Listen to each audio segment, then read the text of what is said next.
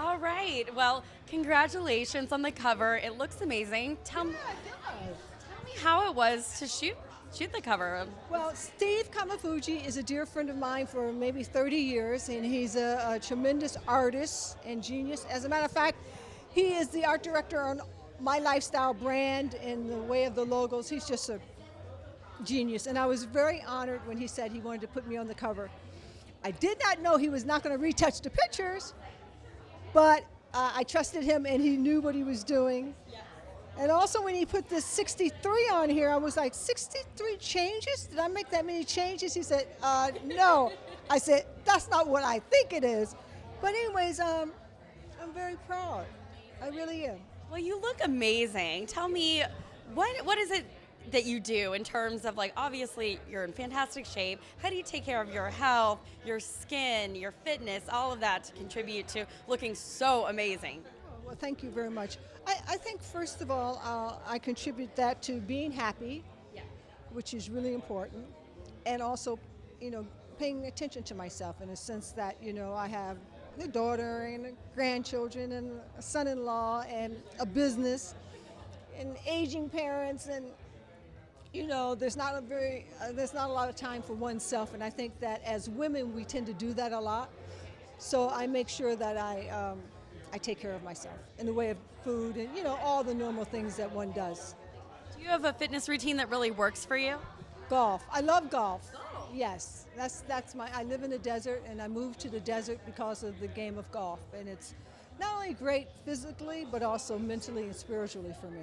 Well, and living in the desert, and your skin looks really great. So how do you, in a dry climate like that, take care? What's your skincare routine like? Yes, I'm really lucky, but you have to really pay attention. I cover up from the sun. A lot of sunblock, and I don't play in the summer. Not moisturizer and your everything, water, moisturizer, all the things that we all know to do. But one has to really do it, Exactly. Yes. What age do you think young women should start taking care of their skin? Oh, I think from a very young age. My little 4-year-old granddaughter is, brushing her teeth before she goes to bed and washing her face and hands, and, she's already a little supermodel in my eyes. And I know you've written a lot about beauty. Can you tell me if you have any beauty tips for the holidays? I love the red lip that you have right now. Is there any favorite looks that you're kind of embracing? I think I like the whole little moisture kind of look and not being so, powdered down. Yeah. I love that kind of dewy look. Yeah. And it's, I'm the type of person that really likes to let people tell me what's new. And for me, it's an adventure. And life is an adventure. And I love to use my imagination. I love to stay curious. And I love the discovery of life. And your memoirs are bestsellers now. Like, that's so, congratulations. How is that for you? Oh my God. I've written 2 books before, beauty books, and it's really hard to sell books. And I'm so proud of this book, The Face That Changed It All, about my childhood in the 70s and 80s.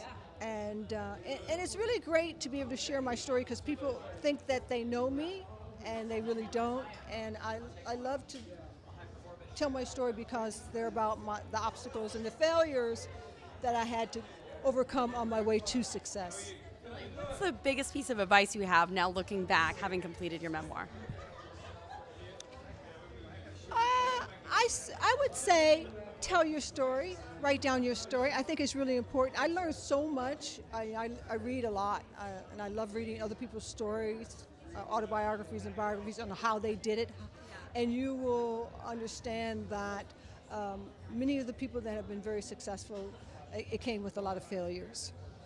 I know that's great advice. And lastly, you've talked about a very difficult topic in your book, Bill Cosby, and address that. Why was it important for you to detail that experience and kind of share that with the world? Well, I told about the incident with Mr. Cosby, and I put it in my book, but the publisher didn't want it at first. They said, we can't do that, this is a legal liability. And it wasn't only until all of the women came out and then I decided to write an article for Vanity Fair that the publishers came back to me and said, we'd like to include that chapter in the book. for me, that's indicative of what's been going on from the very beginning. Women have always been trying to tell their stories, but nobody wanted to listen and nobody wanted to hear it. So I think that it has really been the lightning rod for this conversation that we're having now about violence on women, and how the NFL and the NBA and just America in general has a zero tolerance for violence on women. So some good has come out of this whole. I think a lot of people, women out there, appreciate you speaking out. So thank you so much. Can you actually give us a quick shout out? Just say your name, and you're watching New You. Oh. Hi, this is Supermodel Beverly Johnson, and you're watching New You. That's me.